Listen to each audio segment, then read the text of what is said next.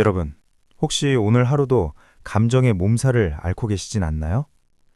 분명 내일은 다 끝냈는데 퇴근길 지하철에서 이상하게 가슴이 답답하고 누군가에게 얻어맞은 것처럼 온몸이 무거웠던 적이 있으실 거예요. 아니면 단체 카톡방에서 누군가 툭 던진 서늘한 한마디 때문에 정작 당사자보다 여러분이 더 안절부절 못하며 밤잠을 설치지는 않으셨나요? 남들은 너 참 착하다, 공감을 잘해줘서 고맙다라고 말하지만 사실 여러분은 그 칭찬이 달갑지만은 않을 겁니다. 그 공감의 대가로 여러분의 영혼은 이미 너덜너덜해졌으니까요. 세상은 여러분을 착한 사람이라고 부르지만 심리학의 관점에서 보면 여러분은 아주 특별하고도 피곤한 재능을 타고난 사람입니다. 바로 타인의 감정을 내 것처럼 실시간으로 복제해버리는 강력한 공감 레이더를 가진 분들이죠. 오늘 이 다락방에서는 여러분이 왜 남들보다 더 쉽게 지치는지, 그리고 이 저주받은 재능을 어떻게 하면 인생을 바꾸는 최강의 무기로 전환할 수 있는지 아주 깊은 이야기를 나눠보려 합니다. 잠시 편안한 곳에 앉아 오직 여러분 자신만을 위한 시간을 가져보세요. 왜 유독 여러분만 타인의 기분에 이토록 민감할까요? 이건 성격의 문제가 아니라 뇌과학의 영역입니다. 우리의 뇌에는 거울 뉴런이라는 세포가 있습니다. 말 그대로 타인의 행동이나 감정을 거울처럼 비추어 내 뇌 속에서 똑같이 재현하는 역할을 하죠. 그런데 공감력이 압도적인 분들은 이 거울 뉴런이 남들보다 훨씬 예민하고 활발하게 작동합니다. 예를 들어볼까요? 직장 상사가 기분이 안 좋아 보입니다. 보통 사람들은 오늘 부장님 기분 안 좋네. 조심해야지. 하고 자기 할 일을 합니다. 하지만 여러분은 다릅니다. 부장님의 찌푸린 미간, 미세하게 떨리는 입술, 서류를 내려놓는 거친 소리를 통해 그가 느끼는 분노와 불안을 여러분의 뇌가 그대로 복사해 옵니다. 상대방은 화가 났는데 정작 식은땀을 흘리고 심장이 두근거리는 건 여러분인 거죠. 심리학에서는 이를 정서적 전염, emotional contagion이라고 부릅니다. 여러분은 타인의 감정 오물을 걸러낼 필터 없이 그대로 흡수하는 스폰지와 같습니다. 이 능력이 가장 고통스러울 때는 언제일까요? 바로 인간관계에서의 경계선이 무너질 때입니다. 구체적인 예시들을 한번 떠올려 보세요. 첫 번째 예시는 거절 못하는 예스맨. 친구가 무리한 부탁을 합니다. 여러분의 머릿속에는 안 돼, 나 오늘 너무 힘들어 라는 생각이 가득하죠. 하지만 거절하려는 순간 친구의 실망한 표정이나 민망해할 기분이 여러분의 뇌에 선명하게 미리 그려집니다.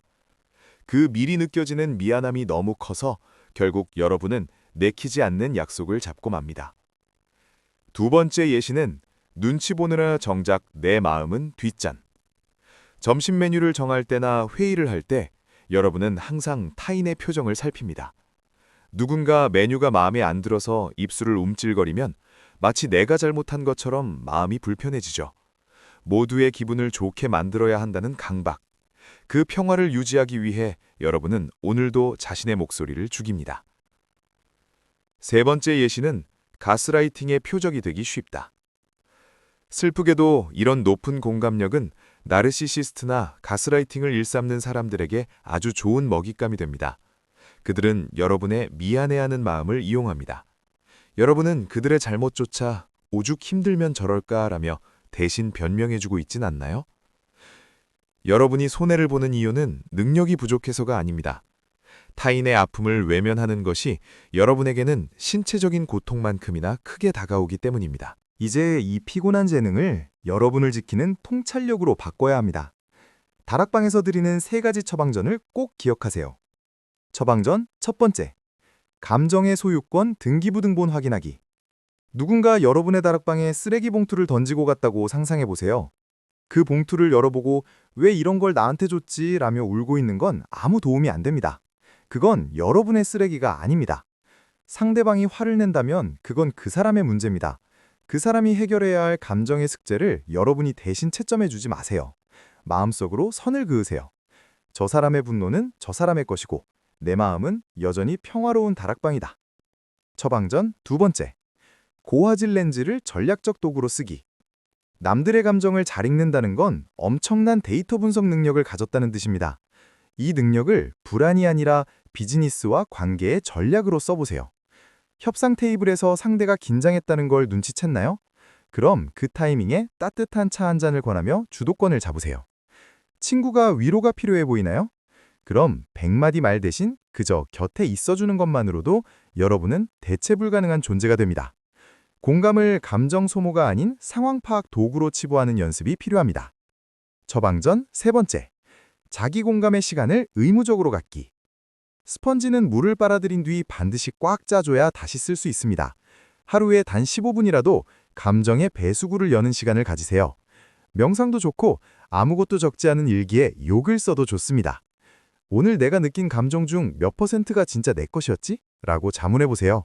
내 마음의 주파수를 타인이 아닌 나에게 맞추는 훈련입니다.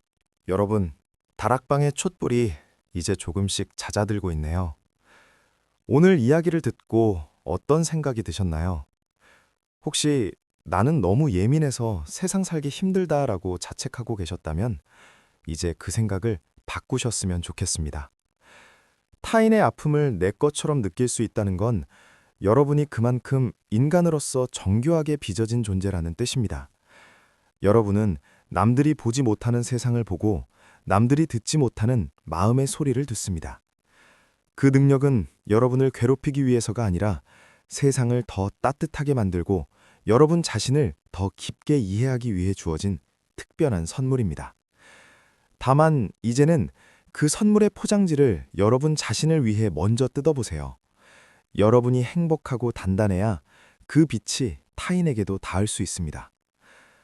오늘 여러분의 마음 다락방에는 어떤 바람이 불었나요? 유독 마음이 쓰였던 누군가와의 일이 있다면 혹은 나 자신에게 해주고 싶은 말이 있다면 댓글로 편하게 남겨주세요. 제가 하나하나 읽으며 여러분의 마음을 응원하겠습니다. 오늘의 이야기가 위로가 되셨다면 구독과 좋아요로 이 다락방의 불을 계속 밝혀주세요. 여러분의 평온한 밤을 기원합니다. 다락방 문을 닫습니다. 안녕히 주무세요.